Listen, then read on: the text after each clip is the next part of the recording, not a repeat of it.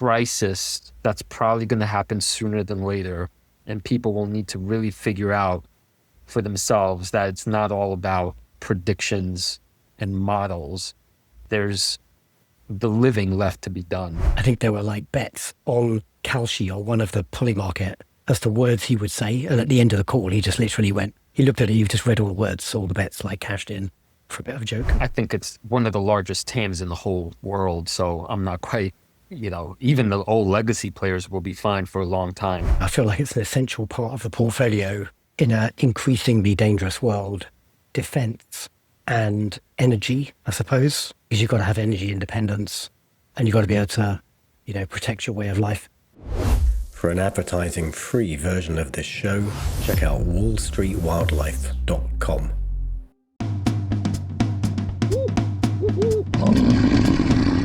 Welcome to the Deep Investing Jungle with your hosts, Luke the Badger Hallard and Christoph the Monkey.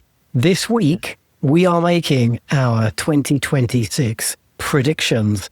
It's a big banger of an episode. Badge, before we start predicting stuff, I need to check in with you and Santa's accounting. Based on the loot you received, naughty or nice? Was I naughty or nice? I think I was nice. I was nice, yeah. You rolled the old bugger? How'd you pull that off? So we are going to have a bit of fun with this because we're going to a New Year party. And I can say it now because no one will hear it before we get there. I bought Katrina a Grinch outfit. And so she was the Grinch on Christmas Day, and she's going to be the Grinch at the New Year party with my other friends. And then we're going to do like a savage Santa we've organised at the friend's New Year party. So like everyone will be naughty at the party, I think. Oh, that's fantastic. And true to your spirit, you know what Santa got Monkey? What's that? It turns out that the chief complaint charged against me was that I'm working way too hard and not having enough fun. And so Santa both, and this is to Monkey and Mrs. Monkey's household, delivered one, the largest Lego set of all time, I believe, the Star Wars Millennial Falcon. I've seen which that. is That is that a beast. Yeah. Yes, it's that ginormous thing. So that's been happening. And I also got the Nintendo Switch 2, little mobile gaming device on which I believe you could play Donkey Kong, the latest Donkey Kong, whatever it is, where you smash thing and make bananas. So Monkey's delighted. That's awesome. That was definitely on your like Santa wish list, right? I remember you talking about that in December. Yes, but anything to make me have more fun apparently I'm like the most boring and dreadful sapient to be around. So yeah, here's some more fun. Here we are promoting our Vegas visit. Come hang out with these two really boring finance dudes. All right, Bad. So yeah, we'll do some resolutions maybe in a future episode, but today is mostly about predictions. So yeah, so let's just talk big picture about the predictions we want to make. We got a lot to get through, and you know what? This worries me a little bit because I'm still feeling like the extra couple of kilos around my waistline from all the frickin' drinking we did in episode 112, just like a week ago. So we got like 20 plus predictions. That is a lot of shot at the end of 2026. And worse, I have even worse news for you, Badge. I feel less comfortable than ever making any predictions given what's happening now, and I'm experiencing this firsthand in the world of AI. We knew it back in 25 that things were going to change very, very quickly, but now things are changing like by the week. And so we both felt so silly looking back, as you were saying, to how could we have possibly thought X way back in December 25th. And I feel like we're about to make complete baboons out of ourselves sometime by even mid-March. I'd be like, what were we thinking? Well, we did say in the wrap-up episode last week, like we inverted reality at least once in our 2025 predictions. So maybe alpha is to be generated by doing the opposite of whatever you predict. I've definitely got that in my mind. That's one strategy to all our patrons and all our YouTube channel listeners is take whatever we say, flip it a la reverse Jim Cramer, and you'll be gold. So, Badge, let's get going, huh? Yeah, let's get going. First prediction is based on this giant gorilla in the midst, AI. What specific industry is going to benefit the most by AI adoption in 26? I've got one ticker in this space. We weren't predicting companies, but it is one that's been on my watch list for a little while. It's Symbotic, ticker SYM, and they're a warehouse automation company, and they build like warehouse automation systems for companies in the US and Canada using AI. Like, I don't know much about them. I've barely started my research on this one, but it could be an interesting name to watch. How about you? Which industry are you thinking is going to get hit or benefit the most from AI adoption? Well, Badge, 2 quick additional tickers in your segue, because I've dabbled in this, RR, Rich Tech Robotics, and Serve, SERV. Add those two to your pile.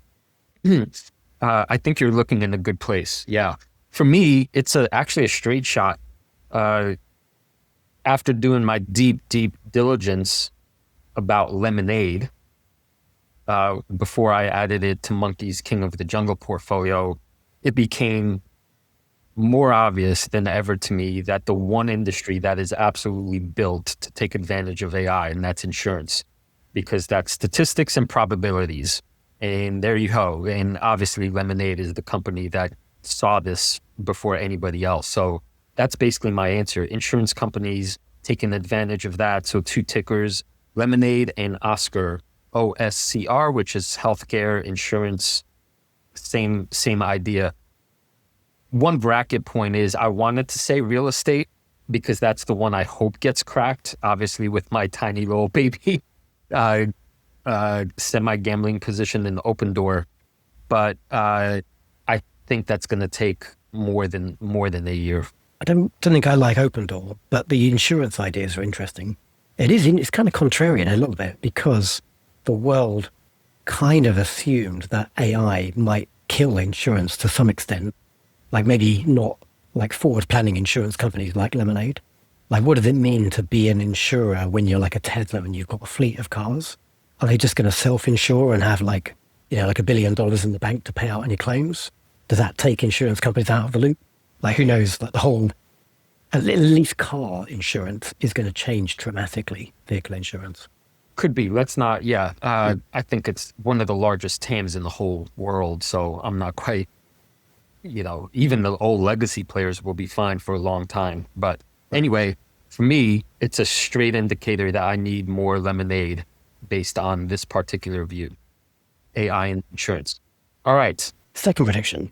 Who will win the race for AI agents, and how are they going to do it? Well, Badge, I guess Monkey's going to be talking about all his portfolio holdings based on this show, which actually makes sense, right? Yep. Come to think of it, right? If what we're predicting are the companies that you would want to own based on your own understanding. So my clear straight shot here is UiPath, ticker PATH, because they are the ones that are now building on top of all the robotic agents that they had built for many years. And they're creating this meta orchestration layer that will help all the moving separate AI parts actually kind of synergize, which is an incredibly complex task. And I was listening to what's his name from Tesla, Karpathy, talking about highest level of coding now is like everybody needs to relearn what they thought they knew because the thing is shifting so fast. And so orchestration is Monkey's big word of the year, and UiPath is the one that's going to basically be the leader. And Monkey's betting big on this one. It's time. It's already, we saw in the last quarter, it's already starting to happen. Nice. Very good. I'm going to lean on my own portfolio too for this one. Like, I took this as like, who is going to have like the dominant platform for AI agents? Like, think of it like a virtual personal assistant that's just kind of helping you. It seems like a no-brainer. I hope this doesn't turn into like an anti-prediction Alphabet, just with like the distribution they have with Android and like their monstrous base of first-party data from, well, they got like more than 2 billion user products. Like, how do they lose from there? Like, I'm obviously going to be eating like humble Christmas cake pie if they fail. But yeah, like I called this many years ago. I called it really specifically in May 2025 with a tweet I posted that did some numbers, and it seems to be playing out kind of as I expected. Yes, you were so dead on with that. And I think we'll talk about this later in the predictions episode, but Monkey had his giant aha moment, and it was exactly using Google's AI platform. So I'm with you. I think you're making the right call. Okay. Which of the Magnificent Seven badge loses its position by 2030? And which company replaces it? Now, this is a little funny because how are we going to know who's right about this if it's 2030? So maybe we tweak it to 2020, loses its position by 2026. Same idea, right? Apple, I reckon. I think they've definitely lost momentum with their push around like Apple Vision Pro and augmented reality. And maybe they can pull something out of their ass to save that. I think they're trying to follow Meta, the path Meta are forging with like their Ray-Bans. That seems to be the future of the stuff, and maybe they can make themselves relevant. But there's a ton of Apple phones out there. But like, I've got quite a few personal friends who have now converted from Apple to Android, and they all seem pretty happy. Instinctively, I wanted to side with you too. And I'm a long-time Apple user. And also, then as I got thinking about that, I think that the ecosystem stickiness part is probably, despite your anecdote, stronger than ever. And so I'm going to say, no, Apple's going to still tug it out. But the company that this is more maybe my prediction out of ignorance. The company that I really don't have a good feel for at the moment is Meta. They're taking a lot of shots, but the metaverse has been kind of quiet for a long time. Maybe that's because they're slowly progressing, or maybe because they've hit road bumps. I don't know. And it's, by the way, the lowest market cap, or one, I think, of the top 7. So it has the least to fall. But the other half of my answer to me is obvious. It's that Tesla will be the one to ascend and take their spot. If there's any whiff of what we think is coming, if any of that happens in 26, then that's the flip. Such a weird, maybe the Mag 7 won't be a thing at the end of the year. Like it was bang, and then that nav or something, and then it was something else. Or we've been calling it the Mag 7 for like a couple of years, but there'll probably be some new name that refers to like a different bunch of clocks. And we'll probably see a couple of new names in that collection everyone's looking at. And I've got a decent idea as to who at least one of those will be. We'll come to that a bit later. So you're a Tesla fan. I've got a Tesla prediction for you here. What's your opinion on this one? Will Tesla robo-taxis achieve operational coverage of all of Texas by the end of the year? It's a funny question because I think it's kind of schizophrenic. Texas is the size of practically Europe, and most of Texas is a giant wasteland. So in that sense, no, because there's just too much to cover and not enough infrastructure. But if I don't get literal about it, and I kind of take the spirit of the question, I think Austin's definitely going to be rocking and rolling. Therefore, I imagine Dallas and Houston and San Antonio won't be too far away. So I kind of want to hedge my bets and say, in the spirit of innovation, Texas will be much further along at the end of 2026 than most people can imagine. Yeah, that's good. I think that's good. And hopefully like Europe and the UK will be playing like fast follower. I think some of this stuff is happening in some Australian cities. But Texas, I'm just going to build on your prediction because I agree with you totally. If you take it literally, like I think the answer is no. Like, it doesn't commercially, it cannot make sense to have like robo taxis going off into the desert or whatever you have like out there. Because, you'll have all this, $100,000 of capex just like spending a day then coming back with no passenger. Does that make sense? But and there's probably, charging infrastructure and cleaning and everything else. I think that will be a like commercial constraint, not a regulatory constraint, not like a technological constraint.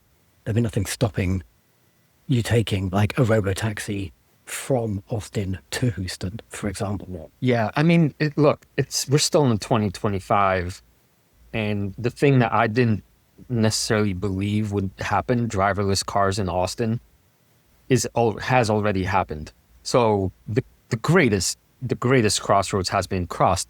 The weird thing, I don't know, Badge, my Tesla performance is from 2021, so I still have the model, what's it called, the version 3 hardware. And Tesla in that end has been awful quiet as far as how they're going to upgrade the computer to the latest software. But even driving on version 12, it's just shockingly good. So the people who are on 14, they're saying, yeah, it feels like a human driver. So if that's been solved, the logistics are going to fall by the wayside, probably quicker than we expect, again, because it's Texas and Musk's home base, and there's just so much money to be made. That's cool. Are you thinking about, because you've got 2 Teslas, haven't you? And they're both like hardware 3. You thinking about upgrading one of those at some point? Yeah, so they both, the older one, which was one of the first in Austin, that already was upgraded once to version 3. Yeah, but I asked actually a mobile repair guy who came a couple of weeks ago, like, hey, do you know anything about, within the next upgrade? And they're like, no word. So I wonder how much it's going to cost them. All right. Most valuable company at year end.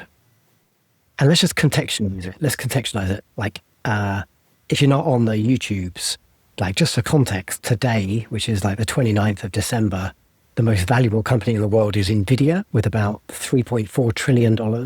Then Apple with $3 trillion. And if I run down the list, Alphabet, Microsoft, Amazon, Meta, Broadcom, Tesla, TSMC, and in 10th place, Saudi Aramco at $1.1 trillion. So that's our context. Incorrect, Batch, not trillion. Those, I believe, are pounds. British pounds. Pounds, you're right. Sorry, absolutely. There you go, British person. So much higher for dollars. Yeah. Yeah, still. So yeah, Nvidia's at 4 something. I think Apple's also in the 4s. I think you and I are seeing eye to eye on this. And this goes back to, again, Monkey's recent experience with Google, this sort of life-changing light switch. I think from the pure, if I want to say Lynchian perspective, Badge, there's no company in this moment that I am engaged with more than Google in all of their products. And I underwent this major restructuring of my workflows and my browsers and all of this stuff, and I made it all Google. And if I'm doing that, I can't imagine just how wide this kind of revamp or turnover might be, on top of obviously everything else that they've built. So my money is on Google, Alphabet. And I'm going to make a further prediction. I'd also agree, incredible risk-based return, even though it's basically doubled from when I said it was going to double back in May. I still think it's going to go on to greater and greater things. And I've got an extra prediction I'll slip in just so you can do the shot at year end if I get it right. I think SpaceX is going to go public. Well, it's pretty known they're going to go public in 2026. And I think they're going to be in the top 10 world's most valuable companies by year end. Interesting. Okay. Bodes well for AST. So may that be true, Badge. Okay. Let's talk about monies and weird coins and gold. Bitcoin, gold, silver, the dollar, uranium. Which one of these storage or value, or which one of these, I don't know, commodities will be the play of 2026? The only context I want to mention is that I believe silver has over the last week or so reached all-time highs not seen since the 70s, seemingly overnight because of its connection to solar panels and as a material needed to for renewable energy. Or so I really didn't dig deep enough. But if you look at silver's chart, it's kind of going nuts. So, Badge, which of these precious metals or monies do you look back? I kind of don't know. I struggle with this one. I'm going to take a wild stab and say uranium.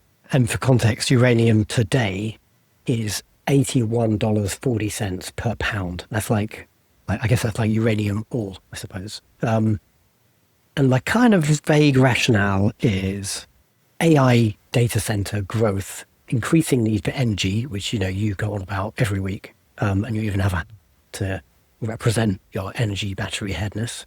And I think like we're seeing now, legacy nuclear being turned back on, being kept on. Like Microsoft just did a deal with Constellation Energy, who've also been looking at recently, to like restart 3 Mile Island, I think. And we've got like small modular reactors in the background. We're not going to see them operational probably in the 2020s. That's probably a 2030 story. But maybe like big tech might start, like inverted commas, stockpiling uranium ore in readiness. Like they can't physically store it and enrich it themselves, but they might partner with somebody. So like that, they'll be planning ahead for future demand. So maybe that drives up the price of uranium. What do you got? Yeah, I like how you're thinking. Not obviously wrong.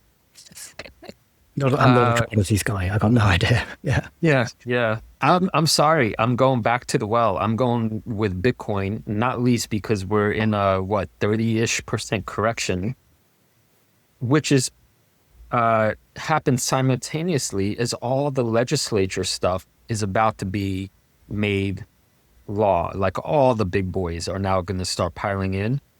And so it's a weird thing, when people start getting bearish, despite the history, to me, that smells that's yelling opportunity. So nothing about the fundamental Bitcoin thesis has changed. I think the dollar is weakening, and I think Bitcoin has so many more interesting qualities to it than any of the precious metals that I'm going on the limb and also saying the silver thing is going to be very short-lived. And I'm not a commodities trader, but like the pair between going long Bitcoin and short silver is probably going to work out. I'm curious how that ages. You've someone who didn't age well. So I found this on Reddit for you today, just to give you like a bit of a laugh. So you're predicting silver down, Bitcoin up, or Robert Kiyosaki, famous for Rich Dad, Poor Dad, that dude, who I think has been broadly discredited as being like someone who doesn't really know what they're talking about and might have even potentially been responsible for like the real estate crash, the over leverage in 2008. So he predicted that, your prediction, but he predicted it like 11 months ago. And so like he got that trade very wrong. He sold his silver, which has now gone parabolic, and he bought Bitcoin, and that's done pretty badly this year. Well, let's hope Monkey isn't the next Kiyosaki. I don't particularly have much fondness for that fella. I've got a macro prediction for you here then. The 10-year yield, will it exceed 6%, let's say at any time in 2006? Doesn't pass the muster for me, Badge. Government is cutting now. I mean, I don't know. I can't I get whiffs of the stagflation thing. I don't quite know how to, maybe that's why the markets have been so volatile over the last 2 months, because for every bit of good news, there's some bad news. The age of productivity is going to, I think, light the fire, and the GDP numbers are going to surprise to the upside, but then maybe employment starts suffering a little bit. I just don't see, if anything, maybe they pause and they don't cut as much, but going up greater than 6, I don't see it at all. Yeah, I think I agree. Like rates have come down a little bit and they're going to continue to come down. I suppose I'm not a macro guy. I suppose there are, for reasons outside of the US's control, like the 10-year yield could ramp up. And if that happens, it's not, but it could be doomsday, right? It could precipitate a lot of bad shit. Like, mortgage rates will go sky high up to, 8% plus. If that happened, that's going to be like difficult for householders. Households are like over leveraged. The government debt is a big problem in the US, and that will become a much bigger problem if like the 10-year yield gets up to those kind of levels. So there's a lot of incentives to try and play this smart. I don't know. I suppose like the replacement of the Fed chair, this could be even though it's like a committee and that one individual doesn't have all the power, like that could be somewhat influential on where things go in the short term versus the long term. Maybe this is me being a little too AI centric at the moment, Badge, but if I frame this for myself as a geopolitical arms race, meaning AI versus China, let alone the rest of the world, and this particular paradigm shift is enabling basically all these other industries to recalibrate and become even faster, better, stronger, let alone, like military applications and everything. I cannot foresee, and also what we know of Trump, who's like, give us more AI faster, deregulate everything. I find it hard to believe that with him about to announce a new Fed chair, that he's going to somehow make it harder for capital to flow when capital is so badly needed in this moment. So it would be, if it happens, it would be some kind of cataclysmic bad thing broke. And then we're all up Schitt's Creek. Okay, next prediction, let's say that has kind of played out, right? So like the Ray Dalio doomsday, I know the guy's been predicting doomsday for most of the latter half of his career. Another kind of macro-y, dollar-y one. Does the dollar decline versus true safe haven? So for the purpose of the prediction, let's say gold. Does the dollar decline versus gold in like a Dalio style debt and currency squeeze? I'm sorry to be, repeating myself again, Badge, broken record here. But I think 26 might be the year where the Bitcoin dollar starts separating in terms of, on the one hand, government keeps printing more US dollars. It so basically weakens it. I don't think there's going to be a massive crash or anything, but there's no incentive for it to be stronger. And meanwhile, the Bitcoin machine just becomes the obvious place for stores of value, and maybe even some of that gold stash that maybe some of that starts flowing to Bitcoin. So that's where I'm calling the divergence. The BTC US dollar ratio will be in BTC's favor. Yeah, fair enough. I think the dollar is going to decline as well. I think there's some not clear takes on this. People say, the dollar is weak and that's like a bad thing. It's not necessarily. It just kind of depends on your situation. Like as a country, a weaker dollar actually is beneficial. Like it erodes the cost of servicing like the national debt. It makes your exports cheaper. So you're exporting more and then essentially importing less because your money buys less. So could be in the US's interests. And it's probably an unstated policy, but the dollar decline of the last 12 months or so was, probably to some extent engineered and planned and is now being executed. I don't know why they would be incentivized to turn that around. So yeah, I'm kind of with you. I think that the dollar will decline, but not for bad reasons, for essentially like long-term healthy reasons. Yeah, though, don't ask Monkey about paying for his Sicilian architect in the US dollar euro ratio has all of a sudden made the Sicilian bungalow way more expensive. So poo on that. All right, Badge. We've got a sovereign debt crisis in the G7 in 26. Yay? No? Yeah, pretty no. It's a bit vague. What's crisis? Probably no. There'll be no currency defaults. I think things are probably going to worsen, let's say. So we're talking about the US, Japan, Germany, France, UK, Italy, and Canada. And I'm going with AI saves the day for at least another year. Just no way these leaders in that allow some kind of major default. Maybe there'll be some bailouts or something like behind the scenes. I'm not particularly secure about regional banks, and I think there's some like overnight repo stuff happening. And, that's part of my Chainlink thesis, by the way, because like I don't think banks are particularly well run or transparent or above the line, but that's probably going to be small ripples at best. Yeah. I don't think AI is going to save the day in countries like Germany and France and Italy, particularly, unless you know something about Italy that I don't. But in the US and the UK and Canada and Japan, maybe AI could be a big factor in like increasing revenues, cutting costs. Well, see, this is interesting. This is maybe something most people aren't talking about. The extent to which the world is AI centric. It's China and the US, and then is there an obvious third? Like, I should know the answer to that. But regardless, it feels to me like there's going to be an inflection point for pretty much all developed countries, where 25 was the building of the infrastructure. We have these bottlenecks, the energy, the data centers.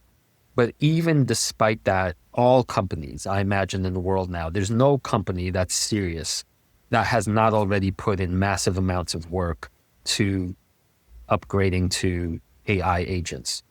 And so when I think of just I don't know, Sorry, but the problem with some of these European countries is they're so busy legislating and like tying their own like hands behind their back. Are they going to get the benefits of these tools? I was going to say that Germany, is known for its manufacturing and for its logistics. So them being a country of engineers and, doing things by the book, it seems like they're going to be the first to find a way to incorporate the robotics. And so even if that helps some warehouses be, I don't know, 10%, a little bit faster, a little bit leaner, I don't know, I'm making numbers up, but 10% faster, leaner in a country run by sort of automation and, that has at its core a lot of these manufacturing processes, I don't see how that doesn't either at minimum stabilize or reaccelerate some GDP growth. Because, again, I'm not an expert on Germany, but they also have some very strict legislation around like employee rights. And it's very hard for companies to exit employees. And I'm not certain on this point, but they might be like a company's financially responsible for that employee for quite a long time after they stop being productive for the company.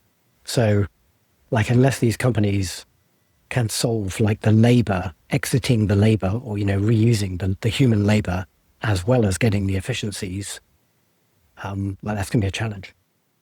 It's a good challenge. Certainly they're looking after their people, but maybe it's a challenge the US ignores. And then we do end up with like mass unemployment, and then like the US ends up in civil war or God knows what, right? There's a problem the US they're not facing into. Well, I say the US, like the rest of us too. Anyway, okay, we shall see. Yeah. All right. I guess I'm a little more optimistic.